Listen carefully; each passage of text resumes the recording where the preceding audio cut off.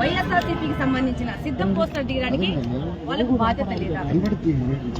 ఒక సివిలియన్ గా ఆ సిద్ధం పోస్టర్ ఫోటో తీసుకొని సి విజిల్ యాప్ లో మనకు ఎలక్షన్ కమిషన్ ఇచ్చిన మనకు హక్కు.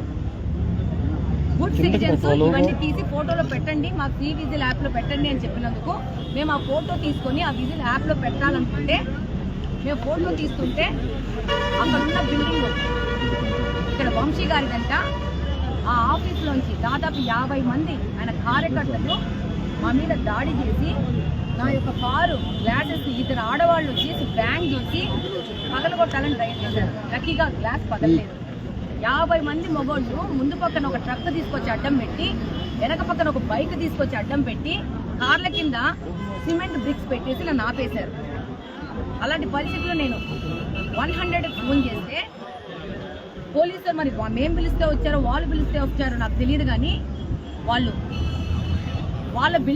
ఫోటోలు తీసాము వాళ్ళ బిల్డింగ్ని, మీ మీద వాళ్ళు కేసు పెట్టారని చెప్పి మా మీదకి వచ్చారు. నేను అన్నాను, వాళ్ళ బిల్డింగ్ ఫోటోలు తీయడానికి అదేమన్నా తాజ్మహలా కాదు కదా, నేను సిద్ధం పోస్టర్ ఫోటోలు తీశానని చెప్పి నా ఫోటోలు కూడా నేను చూపించాను, నేను తీసిన ఫోటోలు.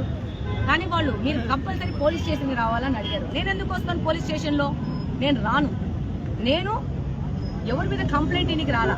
నన్ను రోడ్డు మీద వెళ్తున్న ఒక మహిళని ఒక వైసీపీ కార్యకర్తలమని చెప్పుకుంటే గూండాలు వచ్చి నా ముందు ఒక కారు, నా వెనక ఒక బైకు, నా టైర్ల కింద సిమెంట్ బ్రిక్స్ పెట్టి ఆపితే పోలీసు వాళ్ళు వచ్చి నన్ను పోలీస్ స్టేషన్కి రమ్మంటున్నారు. మరి మీరు కంప్లైంట్ ఇచ్చారు కదా అంటున్నారు. ఆ తర్వాత 10 నిమిషాలకి నేను ఫోన్ చేసిన 100 నెంబర్ నుంచి పోలీసు వాళ్ళు వచ్చి మీరు కంప్లైంట్ చేశారమ్మా అని అంటున్నారు. అంటే నేను 100కి ఫోన్ చేయడం కంటే ముందు వైసీపీ గూండాలు చేసిన ఫోన్కి తొందరగా పోలీసు వాళ్ళు వచ్చి నన్ను బెదిరించాలని చూస్తున్నారు. నేను ఒకటే చెప్పాను, నాకు ఎవరి మీద కంప్లైంట్ ఇవ్వలేదు, నన్ను ఆపారు, నా మీద దాడి చేస్తున్నారు, కాబట్టి ముందు నాకు క్లియర్ చేయండి అని అడిగితే వాళ్ళు మీరు ఇక్కడ 100కి ఫోన్ చేశారు కాబట్టి మీరు పోలీస్ స్టేషన్కి రావాల్సిందే అన్నారు. నేను పోలీస్ స్టేషన్కి వస్తాను, నాతో పాటు నా బండికి అడ్డం పెట్టిన వెనక బైకు, ముందు పెట్టిన ట్రక్కు 2 తీసుకొని రండి పోలీస్ స్టేషన్కి అని చెప్పారు. దానికి వాళ్ళు సంసిద్ధంగా లేరు. అంటే ఇక్కడ క్లియర్గా కనపడతా ఉంది, 1 సైడెడ్ తెలుగుదేశం పార్టీ కానీ ఎవరైనా సామాన్య పౌరులు కానీ వైసీపీని ప్రశ్నిస్తే వాళ్ళని పోలీసుల రూపంలో బెదిరించాలనుకుంటున్నారు. నాకు అర్థమైంది ఇదే. గన్నవరం విజయవాడకు పక్కన ఇంత దగ్గర ఉండి ఇంత మెయిన్ రోడ్లో సిద్ధం పోస్టర్లను ఇంత నిర్భయంగా పెట్టుకొని ఎలక్షన్కి రెడీ అవుతున్నారంటే ఎలక్షన్ కమిషన్ పని చేస్తుందా లేదా? చివరికి ఇద్దరు ఆడోళ్ళ కారులో ఉంటే ఆడోళ్ళ కార్ని కూడా దాడి చేయడానికి సిద్ధమైనారంటే ఇది దేనికి సిద్ధం? అంటే దౌర్జన్యం చేసి రౌడీయిజం చేసి ఎలాగైనా అధికారంలోకి రావాలనే వీళ్ళ ఆలోచన ప్రస్ఫుటంగా కనపడింది. ఈరోజు తెలుగుదేశం పార్టీ నుంచి ఆ పరిస్థితిలో యార్లగడ్డ అన్నా కానీ వీళ్ళందరూ వచ్చి పోలీసులతో మాట్లాడి నా కారు పక్కకి జరిగితే తీసుకోగలిగినారు. కానీ అంతమంది 50-60 మంది మొగోళ్ళు వచ్చేసేసి దాడి చేస్తున్నారంటే ఏంటి రాష్ట్ర పరిస్థితిని ప్రశ్నిస్తున్నాను. ఇంకొకటి అడుగుతున్నా నేను, ప్రతి ఒక్క పౌరుడు మీకు ఏ పార్టీ వన్న పోస్టర్స్ రాష్ట్రంలో ఉంటే ఇమీడియట్గా మీరు ఫోటోలు తీసి దాన్ని సి విజిల్ యాప్లో వేయండి. ఈ విధంగా వీళ్ళు దౌర్జన్యాలు చేస్తున్నప్పుడు ఈ సమాజాన్ని మార్చుకోవాల్సిన బాధ్యత తప్పకుండా పౌరులది. నేను విజ్ఞప్తి చేస్తున్నాను, ఇలాంటి దాడులు ఇంకా చాలా చేయాలని చూస్తున్నారు వైసీపీ వాళ్ళు. మనమేం భయపడాల్సిన అవసరం లేదు. ఈరోజు ఒక మహిళగా నా ప్రాంతం కాదు, నేను ఇక్కడికి వచ్చి కూడా నేను ఆ ఫోటో తీసి సి విజిల్లో వేశాను. రేపు తప్పకుండా ఆ పోస్టర్ పీకిచ్చే వరకు మేము ఆగము. ఇంకా ఇక్కడున్న పిల్లలకు కూడా చెప్తున్నాను, మీరు కూడా వెళ్ళి ఆ యొక్క పోస్టర్ ఫోటోలు తీసుకొని సి విజిల్ యాప్లో వేయండి. వీళ్ళ దుర్మార్గానికి మన సిస్టమ్ ప్రకారం వెళ్ళి వీళ్ళని కట్టడి చేయాల్సిన అవసరం ఉందని కోరుకుంటున్నాను. ప్రత్యేకంగా ప్రతి ఒక్కరికి చెప్తున్నాను, ఈ విధంగా దాడి చేసే వాళ్ళని తప్పకుండా ఖండించాలా. ఈ విధంగా మహిళలని చూడకుండా కూడా వైసీపీ వాళ్ళు దాడి చేస్తున్నారంటే సభ్య సమాజంలో వీళ్ళు చాలా దిగజారిపోయినారని చెప్తున్నాను.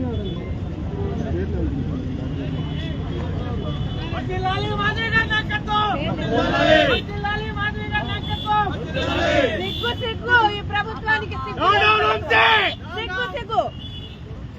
సిగ్గులేని ప్రభుత్వం, ఆడపిల్లలకు రక్షించలేని ప్రభుత్వం.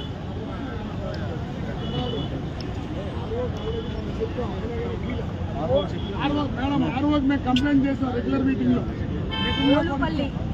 ఓలుపల్లి మోహనరంగ మేచినేని బాబు, ఆర్ వెంకటేశ్వరరావు, చిరంజీవి ఆడున్న 50 మందిలో మేము ఇమ్మీడియట్గా మాకు కడపలో ఉన్న మా మనుషులకు మేము పంపించినాము వీడియోలు. ఇమ్మీడియట్గా వాళ్ళు ఈ 4 పేర్లు వాళ్ళు గుర్తుపెట్టి నాకు ఇమ్మీడియట్గా పంపించినారండి. వాస్తవంగా వాళ్ళు ఎవరో కూడా నాకు తెలియదు. ఆ వీడియోస్ ఉన్నాయి. నేను ఆల్రెడీ మీడియాలో ఈటీవీ వాళ్ళకి పంపించాను. వాళ్ళ దగ్గర నుంచి తీసుకోండి, వాళ్ళ ఫోటోలు వాళ్ళ ముఖాలన్నీ ఉన్నాయి. అదే అన్నకు కూడా పంపించినాను, మీరు అక్కడి నుంచి కూడా తీసుకోండి. మేము తీసుకున్న ఫోటోలు కూడా ఇది మీరు కూడా క్లోజ్అప్ తీసుకోండి. ఇంకా దాదాపు ఇప్పటికీ వారం రోజులైందా మనకు కోడ్ వచ్చి, వారం రోజులైనా కానీ వంశీ గారి ఆఫీస్ ముందు ఇంకా వైసీపీ వాళ్ళ జగన్మోహన్ రెడ్డి బొమ్మలు వాళ్ళ ఫ్లాగ్లు ఉన్నాయంటే కమిషన్ పనిచేస్తుందా లేదా, కోడ్ ఉందా లేదా, ఇదిగోండి సిద్ధం పోస్టర్ ఇంకా ఉంది.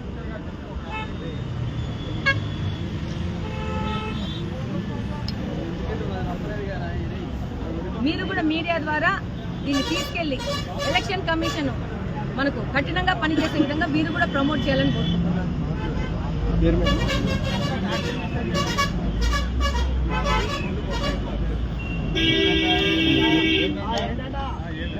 ఇదిగోండి కారు వెనక ఇలా బైక్ పెట్టి ఆపారు. కారు వెనక ఇలా బైక్ పెట్టి ఆపారు. కారు ముందు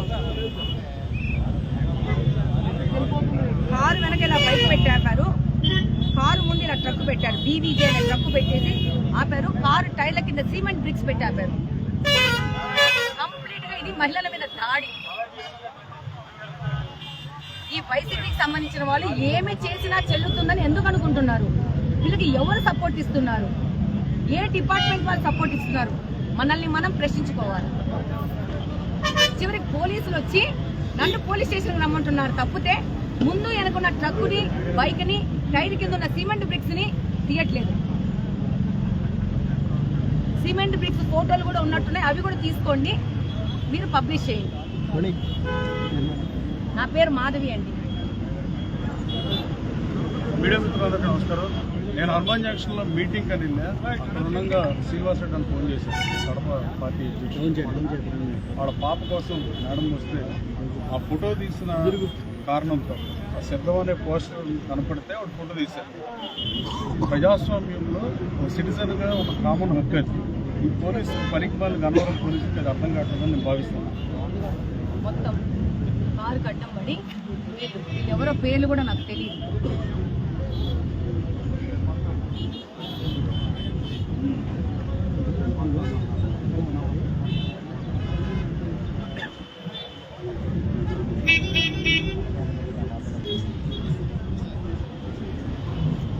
అలాగే నేను వెంటనే హనుమాన్ జంక్షన్ నుంచి బయలుదేరి వచ్చా.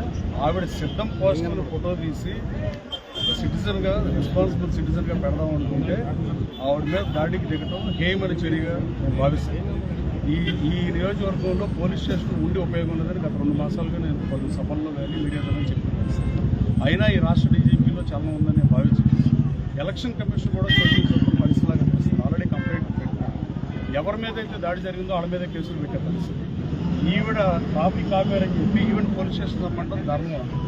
అలాగే కడప ఆడపడుచుకి ఆ నియోజకవర్గం జరిగడానికి బాధపడుతూ సారీ చెప్తున్నాను. అంతేగాని ఏం చెప్తున్నాను. గన్నవరం ప్రజలు, విఘ్నులైన గన్నవరం ప్రజలు ఆలోచించాల్సిన అవసరం ఉంది. ఎన్నిసార్లు ఇలా గన్నవరం పొరుని బజారును పెట్టారు. ఆ రోజు 21 మంది ముఖ్యమంత్రిగా పనిచేస్తే చంద్రబాబు నాయుడు గారి మీద క్లైమ్ల మీద పేరున్న అదుపేరులో కూడా కంటిన్యూ పెట్టారు. ఆయన సతీమణి మీద, ఎన్టీఆర్ గడ్డ మీద ఉత్సాహకరమైన వ్యాఖ్యలు చేసింది గన్నవరం అవటం బాధాకరం. గన్నవరం అంటే ఇలాంటి గన్నవరం ఇది కాదని నిరూపించాల్సిన సమయం ఆసనాలని భావిస్తుంది. గన్నవరం ప్రజలు ప్రశ్నించే తత్వం తగ్గిపోయిందా అని మీరు ఒకసారి ఆలోచించుకోవాల్సిన అవసరం. అలాగే ఆవిడకి సారీ చెప్తూ ఈ పోలీస్ సోదరుల్ని దయచేసి మీరు పోలీస్ స్టేషన్ ఎత్తేసి మీరు శుభ్రంగా ఇంకో కాన్షియస్ పనిచేయమని కోరుతుంది. రాబోయే కాలంలో గన్నవరంలో గత వైభవం రావాలన్నా, పూర్వ పరిస్థితులు రావాలన్నా, శాంతి భద్రతలు విఘాతం కలపడాలన్నా, పరిశ్రమలు రావాలన్నా తెలుగుదేశం పార్టీ అధికారులు వస్తే తప్ప లేకపోతే ఇలాంటి అసాంఘిక కార్యక్రమాలు జరిగే పరిస్థితి, క్యాసినో జరగదు, ప్యాకెట్లలో గన్నవరం ఇంటర్నేషనల్ ఎయిర్పోర్ట్ దగ్గరలో ఇలాంటి పరిస్థితులు నెలకొంటే ముఖ్యమంత్రి గారు ఎంఎన్సీ కంపెనీ ఎక్కడ ముఖ్యమంత్రి గారు ఎంఎన్సీ కంపెనీలు మొత్తం దేవుడేది అసలు ఉన్న పరిశ్రమ మల్లవల్లి పారిశ్రామిక కారిడార్ మొత్తం ఖాళీ అయిపోయిన పరిస్థితి, అశోక్ లైలాండ్ తీసేసిన పరిస్థితి. శాంతి భద్రతలు కాపాడటం, లా అండ్ ఆర్డర్ కాపాడటం ప్రభుత్వ భాగం కాదని అడుగుతున్నాం. సరే, ఇప్పుడు పాపతరం ప్రభుత్వం ఇది, కనీసం ఎలక్షన్ కమిషన్ అన్న మేనమేషాలు లెక్క పెట్టుకున్నప్పుడు దీని మీద యాక్షన్ తీసుకోవాల్సింది మీ ద్వారా డిమాండ్ చేస్తుంది. చాలు.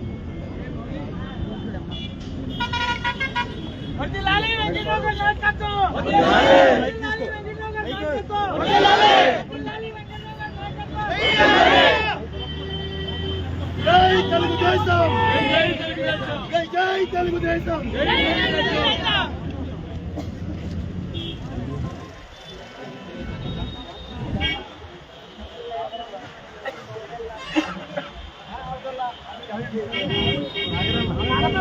మనకు అన్నవరంలో అవమానం, అది సిగ్గులేని ప్రభుత్వం, డౌన్ డౌన్ వందే, అది కాపాడలేని ప్రజాస్వామ్యాన్ని కాపాడలేని ప్రభుత్వాలు అన్నమాట. పనికిరాని పోలీసులు.